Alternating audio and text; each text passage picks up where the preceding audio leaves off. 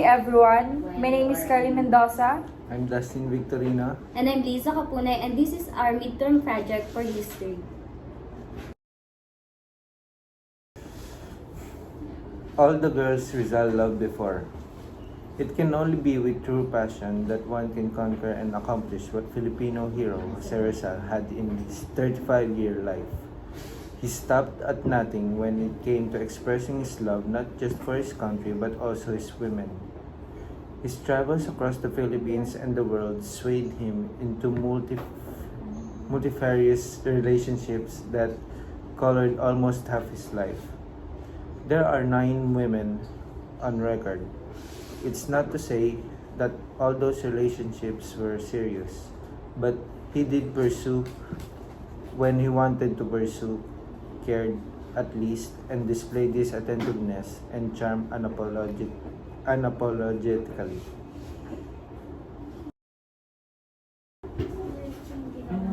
Number 1, Segunda Katigbang. First love never dies, they say. Unless the first love is already engaged to be married when you met, then you have to let it go really fast. Such was the case of Jose Rizal and Segunda Katigbak, a Batangueño whom Rizal met when he is only 16 years old boy. They met when a young hero visited his grandmother with his friend, Mariano Katigbak, Segunda's brothers. The Katigbaks were close to Rizal's grandmothers, and coincidentally, Segunda was a grandmother's house when Jose Rizal and Mariano arrived. Number 2, Leonor Valenzuela. Leonor Orang Valenzuela, Rizal's second object of affection, is literally the girl next door. They met when Jose Rizal was a sophomore medical student at University of Santo Tomas, during which time he also lived at Doña Concha Levi's boarding house in Intramuros, Manila. Orang, who was then 14 years old, was his neighbor. During the courtship, Rizal was said to have sent Leonor private and secret love letters, which he wrote using invisible ink made with the water and salt.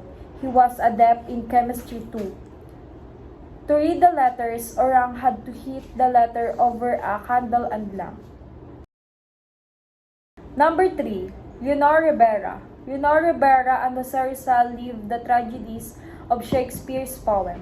They met when Jose Rizal was 18 and Leonor was 13 at the boarding house of Rizal uncles in Intramuros, Manila. Leonor was Rizal's second cousin. It was a perfect love story in the beginning. He is the intelligent charm and she is the beautiful student who had a beautiful singing voice and was talented by piano player. Soon they fell in love. But as tragic love story go, they were besieged by obstacles. Leonor's parents highly disapproved of their relationship as they were worried Rizal being filibuster. In his letter, Rizal called Leonor Tainis to hide her identity. Number 4, Consuelo Ortega y Rey. Consuelo Ortega y Rey was the daughter of Don Pablo Ortega y Rey, who was mayor of Manila when Maria de la Torre was the governor.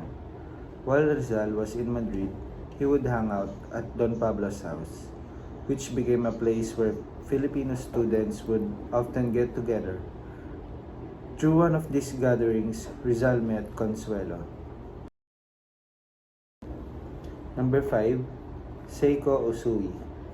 In many of his diary entries, Rizal wrote about how he was charmed by Japan's beauty, cleanliness, and peace and order. But if there was one thing that almost kept him in the country where cherry blossoms bloom most beautiful, it was a woman named Seiko Usui, affectionately called Jose-san. Number 6, Gertrude Beckett. In the same year, he began and ended his relations with Jose-san. RJR, then 27, went to London and met a woman named Gertrude Beckett, the oldest daughter of his landlord. Gertrude showered Rizal with all of the love and attention of a girl who is hopelessly in love. She even assisted Rizal as he finished some of his popular sculptures, Prometheus Bound, The Triumph over Death over Life, and The Triumph of Science over Death. He called her Jetty. She called him Petty. But all documents lead to say one thing: the feelings weren't mutually shared. In 7, Suzanne Jacobi. Maybe Rizal was repulsed with the idea of having ideal mind, with all the loneliness and anxiety from the turmoil of his country and family. He was even able to feel his resting moment learning new things, like flirting with women. When he arrived in Belgium in 1890, he lived at a boarding house that was run by two sisters whose last name was Jacobi. The sisters had a niece and named Suzanne. You probably can guess now what happens with Rizal and his caretaker skin. If it's not the neighbor, it's caretaker skin.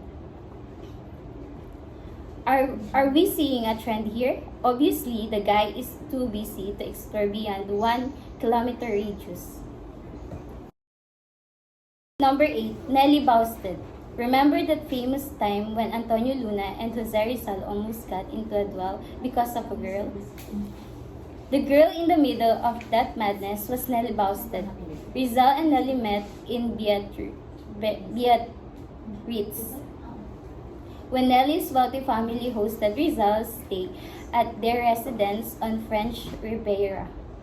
Before Biarritz, Rizal already made friends with the Bausted family a few years back and even played fencing with Nelly and her sister. Josephine Bracken, the last girl in Jose Rizal's life.